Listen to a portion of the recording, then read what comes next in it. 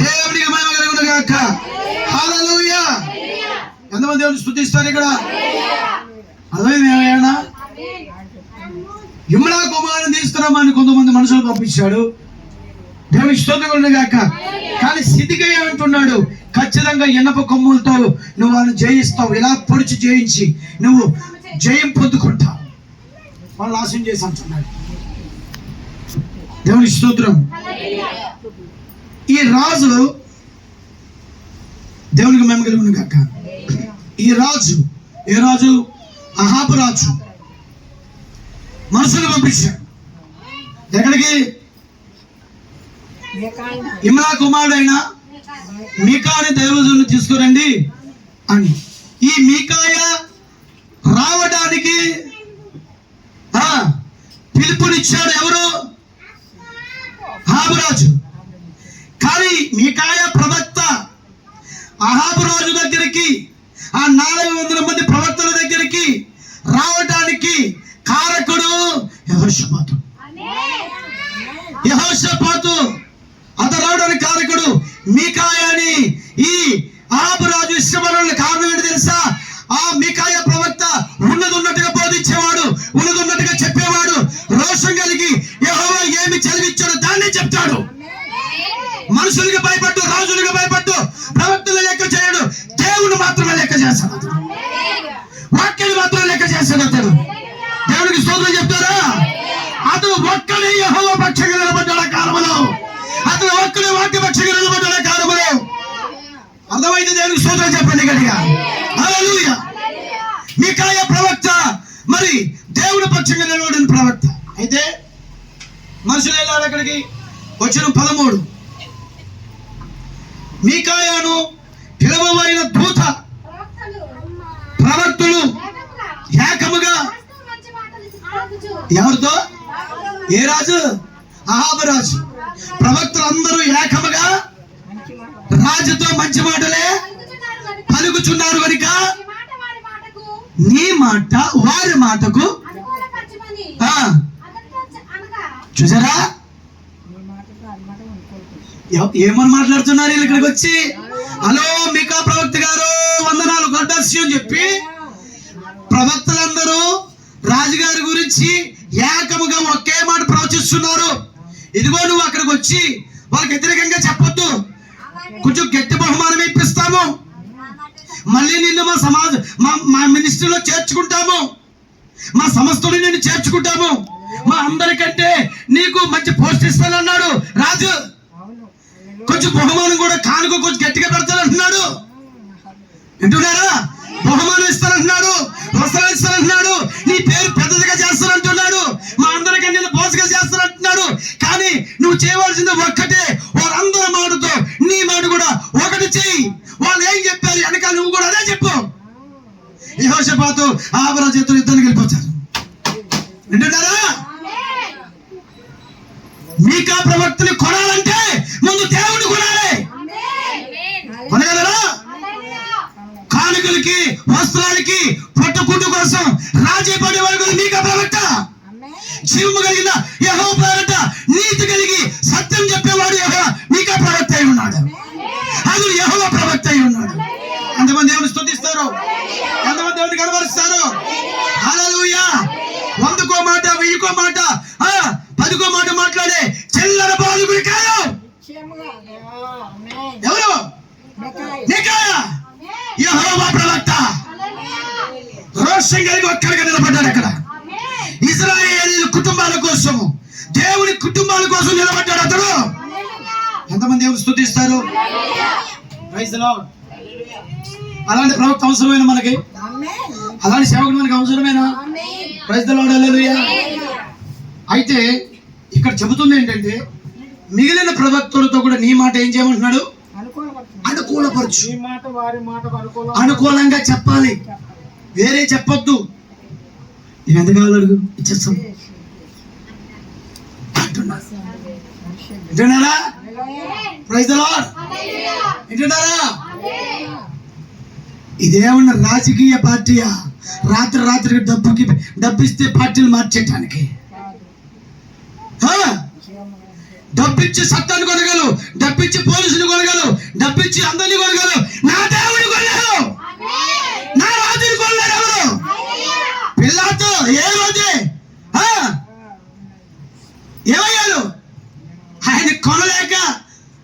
ఒప్పించలేక రాజు పడిపోయి ప్రజలు ఏం చెప్పారు అది చెప్పి సిలువేశారు. చివరికి సత్యం కొరకు సత్యంగా పోతారు జీవం కలిగిన దేవుని సేవకులు రాజీ పడరు. వింటున్నారా? వాళ్ళు అంటున్నారు మా అందరిని కొనేశాడు రాజు, నిన్ను కొనేస్తాడు, నీ రేట్ ఎంత? నన్ను కొనాలంటే నాకంటే ముందు నా దేవుని కొనాలి. కొనగలవా? మాట్లాడలేదంటే దేవుని కొనగలిగిన డబ్బు భూమి మీద ఉందా? కొనేవాడు ఉన్నాడా? ఎందుకంటే సృష్టి అయింది, నువ్వు ఆయన వాడివే. నువ్వు కొంటావా? జాగ్రత్త, కథ తీరిపోతే ఒక్కొక్కరికి. హల్లెలూయా. ఈనాడు సేవకులు ఎలా ఉన్నారు? దేవుని నీతిని, దేవుని సత్యాన్ని, దేవుని వాక్యాన్ని కులం కోసమో, బంధుత్వం కోసమో, రకరకాల ప్రజల తనము కోసమో, లేక ఈ లోక సంబంధమైన కార్యక్రమముల కోసమో సంత విధుల సత్యాన్ని పడేస్తున్నారు. సత్యమే సంత విధులను పడవచ్చు, వీరికి మాత్రం బహుమానాలు కావాలి బిలాములాగా. వింటున్నారా? కానీ మీకా ప్రవక్త ఏమన్నాడు చూద్దాం.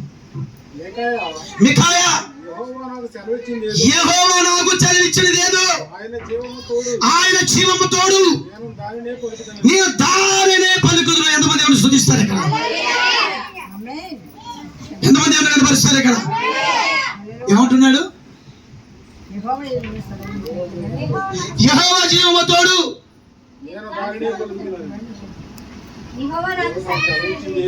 మీకా అన్నాడు, యెహోవా నాకు సెలవిచ్చినది ఏదో ఆయన జీవము తోడు నేను దానిని పలుకుదును. ఇది దేవుని మాట, ఇది సేవకుని మాట, ఇది దేవుడు ఎన్నుకున్నటువంటి ఒక దైవజనుడు మాట. గంటకో మాట, రోజుకో మాట, నెలకొక మాట ఉండదు. జీవం కలిగిన దేవుని చేత ఎన్నుకున్న సేవకుడు మాట అయినా, విశ్వాసం మాట అయినా. ఎంతమంది దేవుని స్తుతిస్తారు? హల్లెలూయా. వింటున్నారా? ఇది చూస్తున్నారా? ఎవరి మాట? ప్రపంచంలో దేవుని మాట కంటే గొప్ప మాట ప్రపంచంలోనే లేదు. వింటున్నారా? కాబట్టి ఈ దైవజనుడు, ఈ ప్రవక్త అంటున్నాడు, దేవుడు చదివిచ్చిన దాన్నే నేను ప్రకటిస్తా, దేవుడు చెప్పిన దాన్నే నేను ప్రకటిస్తా, దేవుడు ఏది చూపిస్తాడు అదే చెబుతాను నేను. మీ మాట నేను వినను, రాజు మాట వినను, దేవుడి మాట వింటా నేను అంటున్నాను. హల్లెలూయా. బాబా అలాగే అనకరా, ఇప్పటికైనా నా మాట విను. నువ్వు అలాగే నీతి నీతి నిజాయితీ కరెక్ట్గా సేవ చేయాలని ఒంటరోడు అయిపోయావు. ఇప్పటికైనా మార్చుకో. రాజుగారిని నిన్ను పిలిచాడు, గట్టిగా బహుమానం ఇస్తాడు, గట్టిగా కానుకిస్తాడు, నీ పేరు పెద్దదిగా చేస్తాడు. ఇప్పటికైనా అర్థం చేసుకో, వాళ్ళందరితో పాటు నీ మాట కూడా ఒకటి చేయి అంటున్నాడు. నా దేవుని మాటతో తప్ప ఇంకా ఎవరి మాటతో నా మాట ఒకటి చేయను. ఎవరు మాట్లాడతారు ఇక్కడ? అలాంటి ప్రవక్తలు కావాలి, అలాంటి సేవకులు కావాలి, అలాంటి పాలుగులు కావాలి. ఈరోజు కుటుంబాన్ని పాడు చేసేవాళ్ళు కాదు, కుటుంబాన్ని నాశనం చేసేవాళ్ళు కాదు, కుటుంబాన్ని చెరపట్టుకుని పోయేవాళ్ళకి కాదు, కట్టేవాడు కావాలి, వాక్యానుసారంగా నిర్మించేవాడు కావాలి, సమాధానపరిచేవాడు కావాలి, దేవుడు రాకడికి సిద్ధపడేటట్టు చేసేవాడు కావాలి. ఎంతమంది దేవుని స్తుతిస్తారు? హల్లెలూయా. అర్థమవుతుందా? ఇందాకే చెప్పా, ఇదికేమన్నా రాజకీయ పార్టీ రాత్రే డబ్బు గురించి పార్టీలు మార్చేయడానికి. ఇది పార్టీ కాదు, జీవము కలిగిన దేవుడి సేవ, జీవము కలిగిన దేవుడి రాజ్యం ఇది. వింటున్నారా? పట్టుకూటు కోసము, బ్రతుకు తెరువు కోసము, బ్రతకడానికి వచ్చినోడు కాదు మీకాయా. దేవుని పేరును బ్రతికించడానికి వచ్చినోడు. 400 మంది సేవకులు ప్రవక్తలు అబద్ధం చెప్తుంటే ఈ ఒక్క మీకా ప్రవక్త నిజం చెప్తానంటున్నాడు. ఎవరన్నా ఒప్పుకుంటారా? ఒక్కడి మాట చెల్లిద్దా? 400 మంది మాట చెల్లిద్దా? ఈ లోకానికి అబద్ధమైన 10 మంది అబద్ధాన్ని నిజంగా చెప్తే, ఒక్కడు నిజం చెప్తే 10 మంది మాట తీసుకుంటారు, ఒక్కడి మాట నిజమని తీసుకోరు. లోకం అంతే, కుటుంబాలు అలాగే ఉన్నాయి, మనుషులు అలాగే ఉన్నారు. కానీ మీకాయ అలాంటి వాడు కాదు. నిజం బోధించేవాడు, నిజానికి కట్టుబడిన వాడు. ఎంతమంది స్తుతిస్తారు? హల్లెలూయా. చదవండి. దేవుడు చదివించినదేదో దాన్ని నేను ప్రకటిస్తాను. ఆబు రాజు పక్షంగా 400 మంది, యెహోషాపాతు పక్షంగా ఒక్క ప్రవక్త. ఎవరా ప్రవక్త పేరు? మీకాయా. 400 మంది ఏమో అబద్ధాన్ని నిజం చెప్తున్నారు. ఈ ఒక్కడు దేవుడు చెప్పిందే చెప్తానంటున్నాడు. ఇప్పుడు మనం ఎవరి వైపు చూడాలి? నీతి కలిగి, నిజాయితీ కలిగి, యథార్థంగా బోధించి, దేవుడి మాట ఉన్నది ఉన్నట్టుగా బోధించే సేవకుల వైపు చూడాలా? లేక బహుమానాలు ఆశించి సత్యాన్ని వంకరగా బోధించే 400 మంది ప్రవక్తల వైపు చూడాలా? హల్లెలూయా. ఎంతమంది దేవుని స్తుతిస్తారు? చదవండి. 14 వచనం. మీకాయా, యెహోవా నాకు చదివించినది ఏదో ఆయన జీవము తోడు. బైబిల్ అదే చెప్తుందిగా. నా వాక్కు ఎవరికుండునో వాడు సత్యమును బట్టి మాట్లాడవాలని ఇర్మీయా గ్రంథంలో రాయబడింది. నా వాక్కు ఎవరికుండునో, దేవుని వాక్యము ఎవరి మాట కాదు, దేవుని మాట. ఆ నిజమైన మాట దేవుని సేవకుడు నోట ఉన్నప్పుడు సత్యమే పలుకుతాడు, అబద్ధం చెప్పలేడు. వింటున్నారా? ఉన్నది ఉన్నట్టుగా బోధిస్తాడు. అది బాప్తిజం గురించి అయినా, అది ప్రవచన బోధన గురించి అయినా, హల్లెలూయా, అది ఆరాధన గురించి అయినా, దేవుడి గురించి అయినా, దేని గురించి అయినా ఉన్నది ఉన్నట్టుగానే సత్యం చెప్తాడు. ఏ ఎండగా గొడుగు పట్టడు. బ్రతుకు తెరువు కోసం అసలు బైబిల్ పట్టడు. బ్రతుకు తెరువు కోసం బైబిల్ పడితే దాన్ని బట్టి మీరు అర్థం చేసుకోవాలి, అది దేవుని పిలుపు కాదు అని. ఎంతమంది దేవుని స్తుతిస్తారు? హల్లెలూయా. ఎంతమంది దేవుని కనపరుస్తారు? మీకాయా అలాంటి వాడు కాదు. సత్యం వరకు వేరైపోయి ఒక్కడిగా ఉన్నాడు, కానీ దేవుడు అతనితో మాట్లాడుతున్నాడు. ఆ ఒక్కడిని పిలిపించమని యెహోషాపాతు చెప్పాడు. ఇప్పుడు మీకాయా ఏమన్నాడు? తర్వాత చూద్దాం. అది రాజునద్దకు వచ్చినప్పుడు రాజు అంటున్నాడు, మీకాయా, ఓ ప్రవక్త, నువ్వేమంటావు? యుద్ధం చేయడానికి మీ రామత్ గిలాద్ మీదకి పోదుమా పోగొద్దుమా?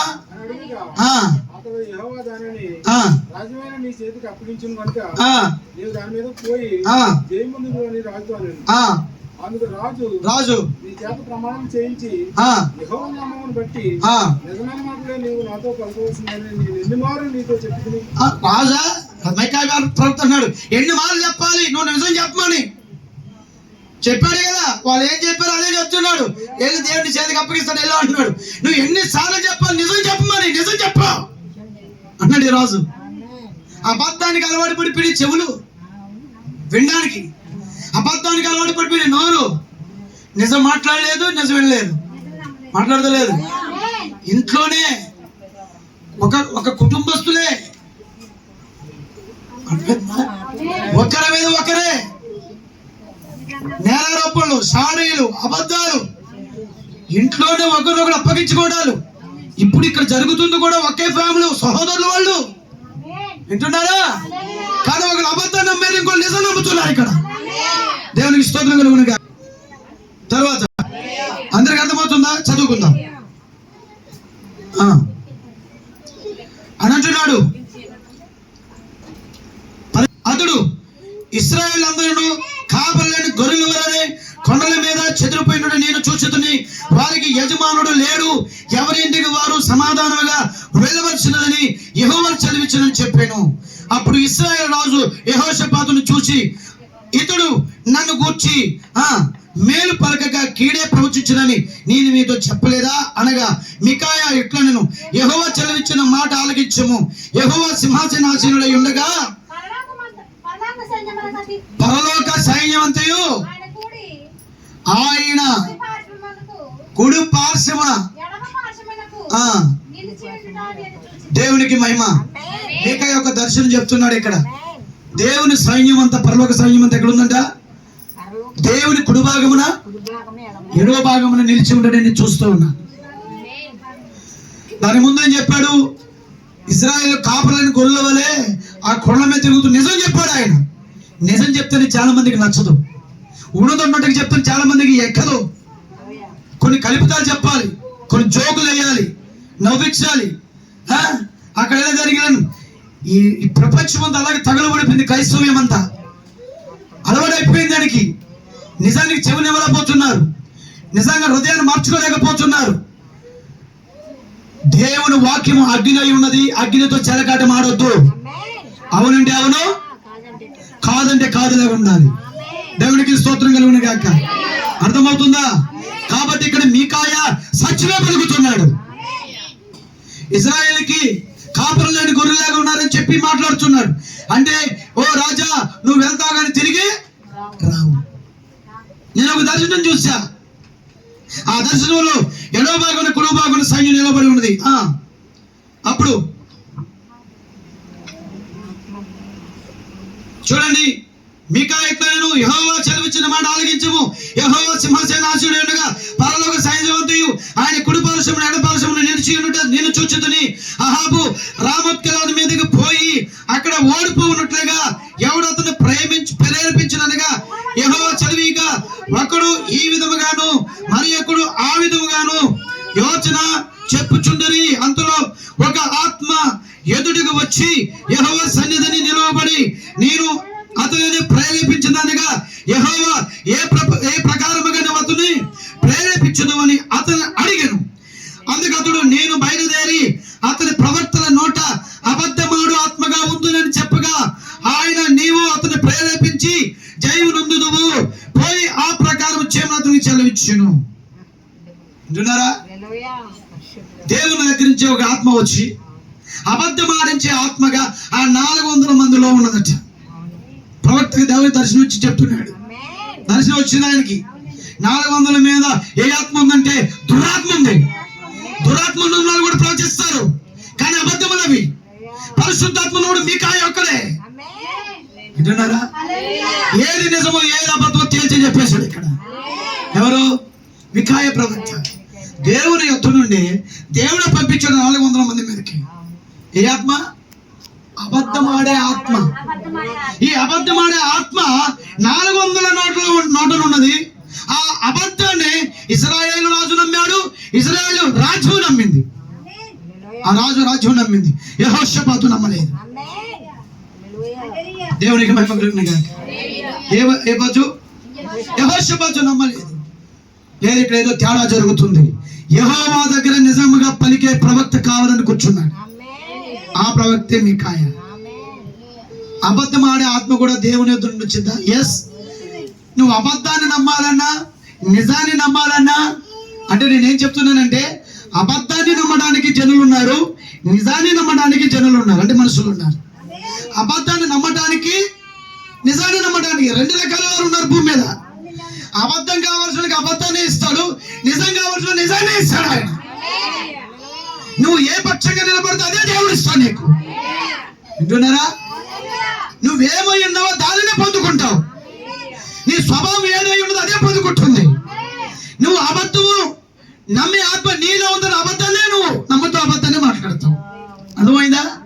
నువ్వు దేని కొరకు నిర్ణయించబడితే ఆ విధంగానే నువ్వు జీవిస్తావు. నీ నిర్ణయం మీద దేవుని యొక్క ఏర్పాటు మీద ఉంది నీ జీవితం. ప్రభు నమ్ముకున్న అబద్ధాలు ఆడుతున్నారు. వింటున్నారా? దేవుని నమ్ముకున్నారు, అబద్ధాలు ఆడుతున్నారు. ప్రభు సేవకులు అన్ని అబద్ధ బోధ చేస్తున్నారు అంటుంటారు కొంతమంది. ఎస్, వాళ్ళు అబద్ధ బోధ చేయటానికి, వాళ్ళు అబద్ధాలు నమ్మటానికి, వాళ్ళు అబద్ధాలు ఆడటానికి అదే ఆత్మ పొందుకున్నారు వాళ్ళు. అది వాళ్ళు అబద్ధం చెప్తారు. కానీ దేవుని ఏర్పాట్లు ఉన్నవాడు అబద్ధాన్ని నమ్మడు, నిజమే నమ్ముతాడు. అబద్ధ బోధ నమ్మడు, నిజమైన బోధ నమ్ముతాడు. అయితే ఆ 400 మంది ప్రవక్తలు చెప్పిన ప్రవచనము, మీకాయా చెప్పే ప్రవచనము వాక్యముతో సరి చూసుకోవాలి. అది వాక్యానికి సరిపోతుందా లేదా? ఈనాడు బోధకులు చెప్పే బోధలు వింటున్నారా? మీరు చెప్పేది బైబిల్కి సరిపోతుందా లేదా చూసుకోవాలి. మీరు బైబిల్ వాక్యానుసారంగా ఉందా లేదా చూసుకోవాలి. ఎంతమంది దేవుని స్తుతిస్తారు? కాబట్టి ఇక్కడ యెహోషాపాతు చూస్తూ ఉన్నాడు. ఈ 400 మంది చెప్పింది బైబిల్కి సరిపోదా? కానీ యెహోషాపాతు చూస్తున్నారు. మీకా ప్రవక్త చెప్పింది, మికాయా ప్రవక్త చెప్పింది బైబిల్కి సరిపోయింది. ఈరోజు ఎవరు ఏం చెప్తుంది నమ్మేయడం కాదు, బైబిల్కి సరిపోతుందా లేదా, వాక్యానికి సరిపోతుందా లేదా. దేవునికి స్తోత్రం. ఎంతమంది అని స్తుతిస్తారు? అది గమనించాలి. కాబట్టి అబద్ధాన్ని నమ్మటానికి ఆ శక్తిని కూడా అబద్ధం ఆడే వాళ్ళకి దేవుడు ఇస్తాడు. దశలోని రాసిన పత్రికలో పౌలు చెప్పాడు, అబద్ధాన్ని నమ్మడానికి అబద్ధం ఆడే ఆత్మను దేవుడు వాళ్ళకి ఇస్తాడు. చూడండి బైబిల్లో మనం చూద్దాం. దశలోని రాసిన పత్రికలో మనం వస్తే అక్కడ ఈ విధంగా రాయబడుతుంది. రెండవ అధ్యాయము 10వ వచనం నుండి 2వ దశ 2:10. దుర్నీతిని పుట్టించు సమస్త మోసముతోను, వింటున్నారా? దుర్నీతిని పుట్టించు సమస్త మోసముతోను నశించుచున్న వారిలో సాతాను కనపరచు బలమును. ఎవరు కనపరచు బలమును? అంటే సాతాను కూడా ఏం కనపరచగలడు? అర్థమవుతుందా? ఎవరిలో నుండి? మనుషుల్లో నుండి కనపరుస్తాడు వాడు కూడా. ఈ 400 మందిలో ఎవరు బలం ఉంది? ఈ 400 మందిలో ఎవరు బలం ఉందమ్మా? సాతాను బలం ఉంది. మీకాయలో ఎవరు బలం ఉంది? పరిశుద్ధాత్మ ఉన్నాడు. దేవునికి స్తోత్రం. అయితే ఇక్కడ చూడండి 10వ వచనంలో రాయబడుతుంది, నశించుచున్న వారిలో సాతాను కనపరచు బలమును అనుసరించు ఇందుచేత సత్యమును నమ్మక దేని నమ్మరటండి? నిజాన్ని, వాక్యాన్ని, సత్యం నమ్మట్లేదు. ఇప్పుడు దేవునికి స్తోత్రం కలుగును గాక. దుర్నీతి యందు అభిలాష గారు వారందరూ శిక్షావిధి పొందుడికై దేని నమ్మినట్లమ్మా? బైబిల్లో ఉందా? సరిపోతుందని చెప్పేది వాక్యానికి. అబద్ధాన్ని నమ్మనట్లు మోసం చేసే శక్తిని. సరిపోయిందా? అర్థమైందా? అంటే మోసము చేసే శక్తులు, అబద్ధాన్ని నమ్మేవారి కోసం మోసం చేసే శక్తులు దేవుడే పంపుతున్నాడు. ఎందుకంటే వాళ్ళు అబద్ధాన్ని నమ్ముతారు కాబట్టి. ఈ 400 మంది మీదకి వచ్చిన శక్తి అబద్ధం ఆడే ఆత్మ, మోసపరిచే ఆత్మ. అందుకని రాజు నమ్మాడు, యెహోషాపాతు నమ్మలేదు. వాక్యానికి చూసుకున్నాడు, ఇది చెప్పింది వాక్యానికి సరిపోలేదు అనుకున్నాడు. ఆ కాలం వర్తమానాన్ని కలిపి చూసుకున్నాడు, సరిపోలా. ఈ రోజు ప్రపంచవ్యాప్తంగా ఏ బోధకుడు, ఏ సంఘం వారు బోధించినా బైబిల్ వాక్యానికి సరిపోవాలి, ఈ కాలం మెసేజ్ సరిపోవాలి. వింటున్నారా? దేవునికి మహిమ కలుగును గాక. ఒక వస్తువు కొనడానికి మార్కెట్లోకి పోయినప్పుడు 100 సార్లు పరిశోధిస్తాం. ఇది మంచిదా, అది మంచిదా, ఇది మంచిదా అని. ఒక షాపింగ్ పోయేది 4-5 షాపింగ్లు చేస్తూ ఉంటాం. కారణం ఏంటి? ఇంకా మంచిది, ఇంకా మంచిది, ఇంకా మంచిది కావాలని. కాసేపు ధరించే వస్త్రం గురించి, తింటే మరి అరిగిపోయే ఆహారం గురించి ఎంత మనం ఆలోచన చేస్తున్నాము కదా.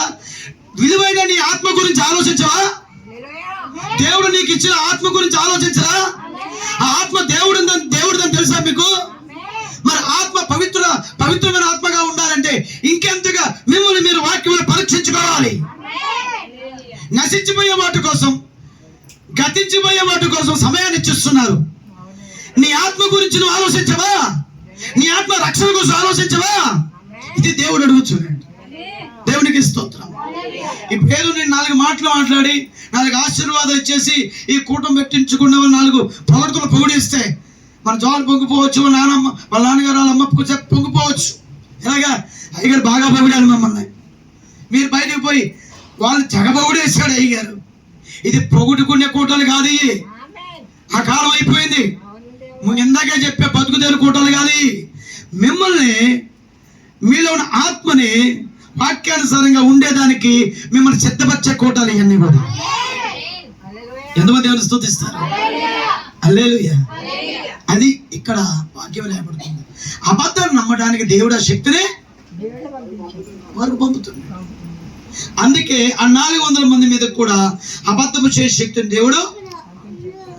ఈనాడు అనేక మంది పాస్టర్లకు కూడా మోసం చేసే శక్తిని దేవుడే పంపుతూ ఉన్నాడు. ఎందుకంటే వాళ్ళు అబద్ధం చెప్పాలి, అబద్ధం నమ్మే వాళ్ళ కోసం దేవుడు వారిని ఏం చేస్తున్నాడు? అనుమతిస్తున్నాడు. కానీ నిజం నమ్మే వాళ్ళ కోసం, నిజం కొరకు, సత్యం కొరకు జగత్తు పునాది వేయబడక మునిపే ఏర్పాట్లో ఉన్న వారి కోసం దేవుడు ఆయన ఏర్పాట్లో సేవకులను పంపుతున్నాడు. మీకాయ అంటున్నాడు.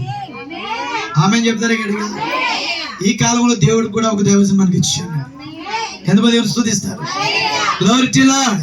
ఒక ప్రవక్తని ఈ రోజు మనం కలిగి ఉన్నాం, ఒక వర్తమానాన్ని కలిగి ఉన్నాం. ఎందుకు? ఆ వర్తమాన వాక్యం నిన్ను ఆయన ఎత్తుకు చేర్చేటట్టు సిద్ధపరుస్తుంది. ఓకేనా? అందుకొరకే ఇక్కడ రాయబడుతుంది. ముగించుకునే ముందుగా ఈ మాట చదువుకుని ముగించుకుందాం, తర్వాత చదువుకుందాం. చూడండి, మికాయా కెనాయా కుమారుడైన సిద్కియా, ఎవరో 400 మంది పైన బాష్ ముఖ్యుడైన ఇతను ఎవరంటే బిషప్. నీతో మాట్లాడుటకు యెహోవా నా ఎదురు నుండి మికాయా దగ్గరకు వచ్చి, ఓయ్ మికాయా ప్రవక్త, నీతో మాట్లాడడానికి దేవుని ఆత్మ నా దగ్గర నుంచి ఎడిపోయింది చెప్పు అని ఈ యొక్క సిద్కియా అనే బిషప్ వచ్చాడు ఇక్కడికి. ఏం చేశాడమ్మా? వింటున్నారు ఎవరైనా? నిజం చెప్తే చెంప దెబ్బలు, పొంటి దెబ్బలు మిగులుతాయి. నిజం చెప్తే చెంప దెబ్బ వచ్చింది దీనికి. ఎక్కడో ప్రవక్త దర్శనం చూస్తున్న వ్యక్తిని తీసుకొచ్చి నిజం చెప్పరాని నిజం చెప్పించుకొని, ఇప్పుడు ఆ ప్రవక్త ఇంకొకడు అబద్ధ ప్రవక్త వచ్చి, 400 మంది ప్రవక్తలు ఉన్నాం, మా ఎదురుండే ఆత్మ ఎడిపోయింది చెప్పని చెంప మీద కొట్టాడు. వచ్చి కొట్టాడా? యేసుక్రీస్తు లోకానికి వచ్చినప్పుడు ఆయన సిలువ వేయబడే సమయంలో ఆయన కొట్టారా? ఉమ్మి వచ్చారా? పిడుగుతులు గుచ్చారా? హల్లెలూయా. ప్రవక్తలు కానీ అపోస్తలు కానీ నిజం చెప్పిన, సత్యం చెప్పిన మొదటి నుంచి కూడా ఇది జరుగుతూనే ఉంది. కానీ ఎప్పటికైనా నిజమే గెలుస్తుంది, సత్యమే గెలుస్తుంది. సత్యం ప్రకారంగా, వాక్య ప్రకారం నిలబడిన ఏ కుటుంబమైనా గెలిపిస్తాడు దేవుడు, ఏ వ్యక్తులైనా గెలిపిస్తాడు. ఓడిపోయినట్టుగా ఉంటాం అంతే, కానీ ఓడిపోము అంటే దేవుడు ఓడిపోనేవాడు, అక్కడ గెలిపిస్తాడు ఖచ్చితంగా, నువ్వు నిజాయితీగా నిలబడితే. హల్లెలూయా. కానీ ఇక్కడ ఏం రాయబడుతుందో చూడండి, చెంప మీద కొట్టుగా. అందుకు మికాయా అంటున్నాడు, ఇప్పుడు ప్రవచనం చెప్తున్నాడు ఈయనకి, దాకునుడిగా నీవు ఆయా గదులలో చొరబడిన నాడు అప్పుడు తెలిసింది. మికాయా కంగారు పడుకో, నీకో టైం ఉంది, నీకో ముగింపు ఉంది. అప్పుడు నీవు దాక్కోవడానికి ఆయా గదుల్లో ప్రవేశిస్తావు. నిన్ను రక్షించేవాడు ఎవరో ఉన్నాడు, భయంకరంగా మరణం నీకు రాబోతుందని చెప్పాడు. అప్పుడు ఇశ్రాయేలు రాజు అంటున్నాడు, అహాబు రాజు, మీకాయను పట్టుకొని తీసుకుని పోయి పట్టణపు అధికారి అయిన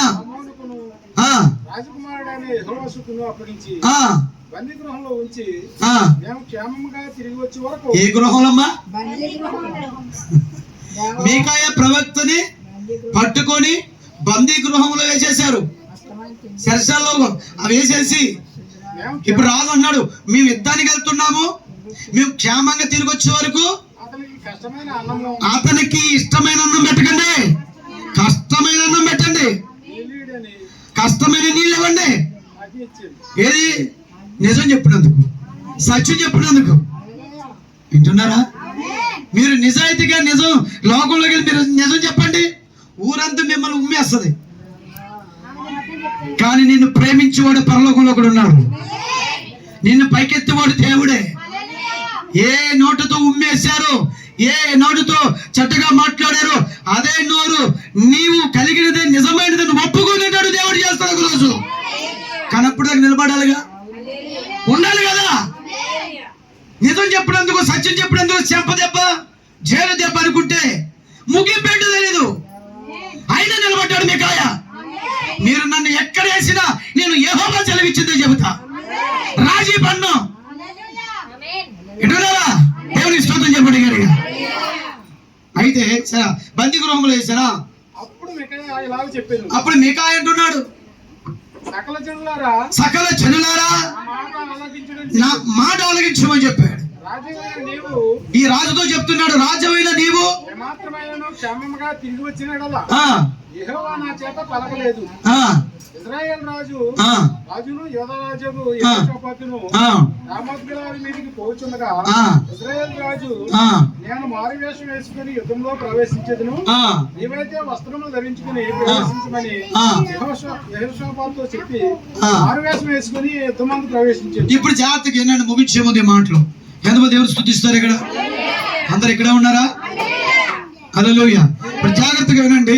సిరియా రాజు ఒక నిమిషం. ఇక్కడ అహాబరాజు అంటున్నాడు, మేము వచ్చే వారికి బందీ గృహంలో ఉంచి కష్టమైన అన్నము కష్టమైన నీళ్ళు ఇవ్వండి. వెంటనే మికాయా ఉన్నాడు, హా రాజా నువ్వు తిరిగి వస్తే కదా అన్నాడు. చెప్పలేదు ఏమన్నాడు? నువ్వు తిరిగి వస్తే కదా నేనుంటా, నువ్వు ఉండవు. దేవుడు చదివించింది ఎప్పుడు కూడా నెరవేరుతుంది, అది అబద్ధం అవ్వదు అంటున్నాడు. నేనుంటా ఇక్కడే కానీ నువ్వు తిరిగి రావు రాజా అన్నాడు. కారణం దేవుడు చెప్పేశాడు ముందు, మీకు కాపరులన్నీ గొర్రెల వలె కనబడుతున్నారు మీరని. అప్పుడు రాజు అంటున్నాడు వ్యవసాయతో, భయం వేసింది, ఇది చెప్పింది నిజంగా జరిగిద్దేమో, ఎందుకు వచ్చిన గొడవ, మారు వేషంలో వెళ్తాను, రాజు వేషంలో వెళ్ళను. ఈ దొంగడు ఎన్ని వేషాలైనా ఎత్తుడు. వేషం వేసే వేషధారికి వేషాలు మామూలు ఏంటి? మాట్లాడలేదేంటి? వేషధారికి వేషాలు మామూలు కదా, అలవాటే కదా. అహాబరాజు అంటున్నాడు ఎన్నో వేషాలు వేసాడు ఇప్పటికి. ఆ ఏలే కాలం నుండి వేషాలు వేస్తూనే ఉన్నాడు ఈ వేషధారి, ఈ అవిశ్వాసి. ఏలే కాలంలో ఏలేని ఒప్పుకోలేదు, మీకాయ కాలంలో మీకాయని ఒప్పుకోలే. అసలు దేవుడు ప్రవక్తలు ఒప్పుకోవట్లేదు అహాబరాజు. వింటున్నారా? వింటున్నారా?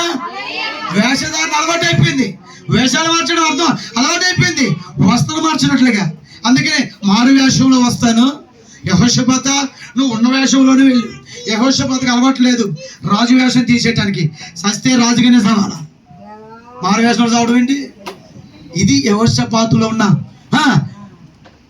నిర్ణయం. అప్పుడు ఇద్దరు కూడా ఏం చేశారు? యుద్ధానికి వెళ్ళారు. సిరియా రాజు తన రథం మీద అధికారులైన 32 అధిపతులను పిలిపించి అల్పులతో ఆయనను గనులతో ఆయనను మీరు పోట్లాడవద్దు, ఇశ్రాయేల్ రాజుతో మాత్రమే పోట్లాడుడని ఆజ్ఞ. సిరియా రాజు అన్నాడు గనులు మరి బలహీనతో వద్దు, ఇశ్రాయేల్ రాజుతోనే పోట్లాడనని సిరియా రాజు చెప్తున్నాడు. కానీ ఇశ్రాయేల్ రాజు మారువేషంలో ఉన్నాడు. వీడు మారువేషంలో ఉన్నాడని సిరియా రాజు కనబడకపోవచ్చు, కానీ దేవుడికి తెలీదా? జీవం కలిగిన దేవుడు ఎరగడా? నువ్వు ఏ వేషంలో ఉన్నా ఆయనకి తెలుసు, నువ్వు ఏ వేషంలో దేవుడికి తెలుసు. మాట మార్చినా మాట్లాడుతుంది ఆయనకి తెలుసు, ఏ వేషం మార్చినా ఆయనకి తెలుసు. అందుకనే వేషం మారద్దు, భాష మారద్దు, నీ మనసు మారద్దు, వాక్యానుసారంగా ఉండనివ్వండి. అప్పుడు కుటుంబాలు దీవించబడతాయి. ఎంతమంది ఏమైనా స్తుతిస్తారు? ఎలాంటి మాట చెప్తే తొందరగా ఎక్కువలే, అంతేనా? మారాల్సింది మనసు, వేషం కాదు. ఆ తరువాత రథాధిపతులు యెహోషాపాతును చూసి ఇతడే ఇశ్రాయేలు రాజు అనుకుని అతనితో పోట్లాడుటకు అతని మీదకి వచ్చింది. ఆహాబరాజు ఎంత భయంకరమైన పనికిమాలాడు, దుష్టుడు తెలుసా? కుయ్యెత్తిపరుడు. మారువేషంలోనే ఉంటే యెహోషాపాతే ఇశ్రాయేలు రాజు అనుకొని ఈ యెహోషాపాతుని వేసేస్తారు, అదే టైం నేను పారిపోవచ్చు అనుకుని కుయ్యెత్తిగా అంటే పన్నగం పన్ని మారువేషంలో వెళ్ళాడు. యెహోషాపాతుని చంపిన పర్వాలేదు. ఇప్పుడు ఆ సిరియాను తెలియక యెహోషాపాతే ఇశ్రాయేలు రాజు అనుకుని ఆయన కూడా పడ్డారు. అప్పుడు ఏమైంది? యెహోషాపాతుడు వారు బాబు నేను కాదు ఇశ్రాయేలు రాజు, నేను యూదా రాజు అంటున్నాడు, కేకలేసాడు. అప్పుడు వాళ్ళు యెహోషాపాతుని విడిచిపెట్టేశారు. రథాధిపతులు అతడు ఇశ్రాయేలు రాజు కానట్టు గుర్తుపెట్టి అతని తరుముడు మానివేసిరి. పిమ్మట ఒకడు తన విల్లు తీసి గురు చూడకయే బాణాలు పెట్టాడు. వింటున్నారా? గురు చూడకుండా ఒక బాణాన్ని వదిలాడు ఒక వ్యక్తి. వదిలింది మనిషే, కానీ ఆ బాణాన్ని పట్టుకుంది పరిశుద్ధాత్మ. ఎంతమంది సభ్యులు కూడా చూసారు ఇక్కడ? హల్లెలూయా. ఒకడు బాణం విధ పట్టుకున్నాడు, బాణం వదిలాడు, కానీ మనిషి వాడు, కానీ పట్టుకున్నది ఎవరు? పరిశుద్ధాత్మ. ఆ బాణం ఎక్కడ తగిలింది? కవచపు కీలు మధ్యలో దిగబడింది కనుక అతడు నాకు నాకు గాయమైంది, ఆ, రథము తిప్పి సైన్యంలో నుండి నన్ను అవతలకు తీసుకొని పొమ్మని ఆ. తన సేవకుడితో చెప్పాను. దేవునికి స్తోత్రం చెప్తారా? ఎంతమంది దేవుని స్తుతిస్తారు? ఎంతమంది దేవుని కనబరుస్తారు? ఇక్కడ ఎంతమంది దేవునికి మహిమ చెల్లిస్తారు? ఆ, మీకాయా ప్రవక్త చెప్పింది జరిగిందా? వీడు మారు వేషంలో ఉన్న దేవుడు తీర్పుని విడిచిపెట్టలేదు. మీకాయా కాలానికి అతడు చేసిన పాపము పరిపక్వమైంది. ఎవరో కాలానికి పాపం పరిపక్వమైతే మరణం తప్పదు. అయితే యెహోషాపాతుకి మరణం తప్పింది, అహాబు రాజుకి మరణము వచ్చింది. ఎందుకు తెలుసా? అతడు మారువేషంలో ఉన్నప్పటికీ దిగబడింది. ఏంటది? బాణం. Praise God. మీకాయా ప్రవక్త చెప్పింది నెరవేరింది. అక్కడ సంప మీదకి వచ్చిన బందీ గృహంలో వేసిన బందీ గృహంలో మనిషిని వేయచ్చు, దేవుణ్ణి ఎవడు వేయలేడు, పరిశుద్ధాత్మని ఎవడు వేయలేడు, వాక్యాన్ని ఎవడు వేయలేడు. వాక్య నిర్ణయమే అది నెరవేరాల్సిందే, దాన్ని ఎవడు ఆపలేడు. అందుకే దేవునికి కనికమని ఉండాలి. మాత్రం క్షేమంగా తిరిగి వచ్చేయాలా, యెహోవా నా చేత పరదేశం ముందే చెప్పేశాడు కదా. ఎవరు? మికాయా. నువ్వు క్షేమంగా నువ్వు తిరిగి వస్తే దేవుడు నాతో మాట్లాడలేదు, ఇదే యెహోవాకు వెళ్ళు అన్నాడు. తిరిగి వచ్చాడు క్షేమంగా?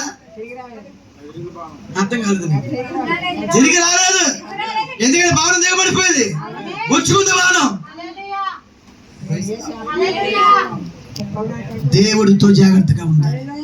బైబిల్ పట్టుకున్నామా, బైబిల్ ప్రకారం జీవించడానికి సిద్ధపడండి.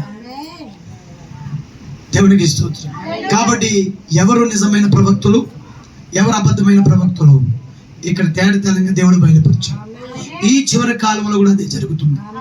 ఏది నిజమైన బోధ, ఏది అబద్ధ బోధ, ఏది నిజమైన ఆరాధన, ఏది అబద్ధమైన ఆరాధన, ఏ వర్తమానం నిజమైనది.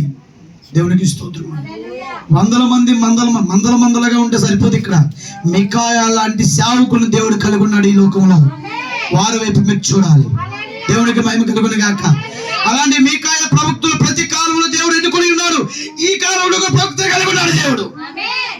ఆ వర్తమానాన్ని, ఆ వాక్యాన్ని, మెసేజ్ ని కలిగిన వారు ఖచ్చితంగా వాళ్ళ హృదయాల్లో మార్పు కలిగించాలని దేవుడు చూస్తున్నాడు. బైబిల్ ఈ కాలం మెసేజ్ నోట్ల చేతులు సరిపోదు, హృదయంలో ఉండాలి. ఎంతమంది దేవుని స్తుతిస్తారు?